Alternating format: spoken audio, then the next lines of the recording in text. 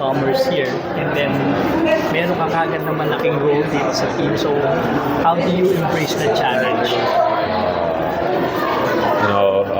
Siguro, just ready for everything, I gotta stay ready. I only played for 2 games in this team. Pero ayun nga, the trust that they have on me, malaki. So, kailangan suklihan ko ngayon and I just gotta be ready for the next conference. I think I have to, get stronger, get better as a defensive player for this team, and I think that's what the team needs me to do, play better defensively. Speaking of defense, si Oftano yung bantay mo kanina, how was the experience of guarding another Betista? Well, I think I expected it naman na they're gonna hunt for me, as a rookie. Siyempre ako talaga hahanapin nila. Second game ko pa lang sa PBA, and I think they really took advantage of it. So, I'll take it personally, for me na to get better talaga, to get much better defensively and stronger. But he said good things about yun rin naman si Oftano kanina, yung parang rating your shots, outside shooting.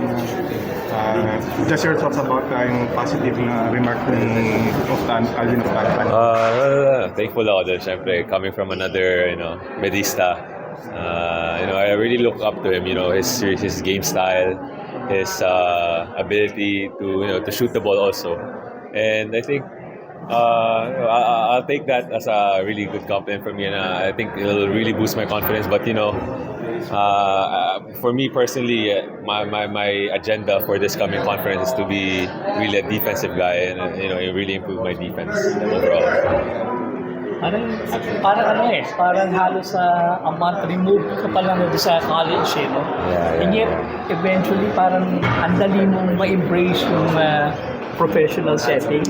Siguro, I think coming from San Beda also, the coaches there, Coach Yuri and them really prepared me for this, for the PBA, being a professional athlete, being on time and everything, I think that really helped me a lot coming into this PBA career.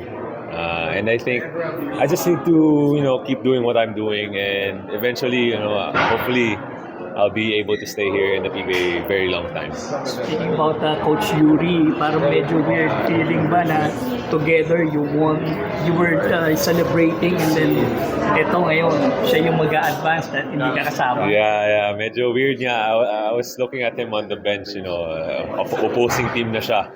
And syempre sa akin, parang medyo paninibago pa rin ako, pero iba na talaga this in the pros, and I can't parang hindi ko pwedeng hayaan na I'm not in the college anymore, and I think Coach Yuri really took advantage of it. He knows my weaknesses, he knows my strengths, so I think that really helped them a lot in their defensive game plan also. First 2 games mo pa, kay Coach Yuri. First 2 games. Yeah, oo nga First 2 games, siya pa yung kalaban ko, so parang ako, hindi ko talagang tinik advantage na yun.